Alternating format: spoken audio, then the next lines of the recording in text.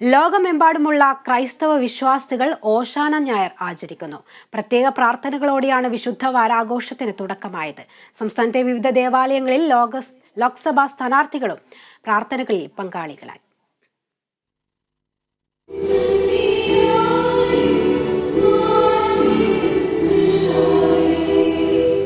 ക്രിസ്തുവിന്റെ ജെറുസലേം സ്മരണ പുതുക്കി ലോകമിന്ന് ഓശാന ഞായർ ആചരിക്കുകയാണ്.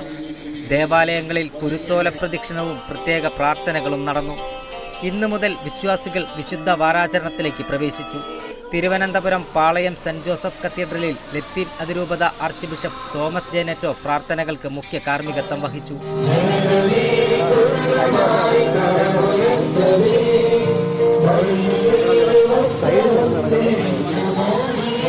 എറണാകുളം സെന്റ് ഫ്രാൻസിസ് അസീസി കത്തീഡ്രലിൽ വരാപ്പുഴ അതിരൂപത തലവൻ ഡോക്ടർ ജോസഫ് കളത്തിപ്പറമ്പിൽ മെത്രോപോലിത്ത ചടങ്ങുകൾക്ക് നേതൃത്വം നൽകി.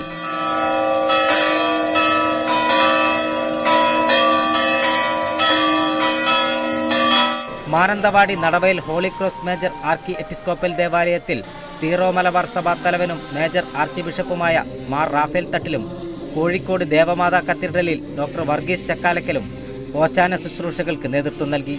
വിശ്വാസികളെ നേരിൽ കാണാനും ചടങ്ങുകളിൽ പങ്കെടുക്കാനും വിവിധ ലോക്സഭാ മണ്ഡലം സ്ഥാനാർത്ഥികളും എത്തിയിരുന്നു. Kerala vision news, Kochi.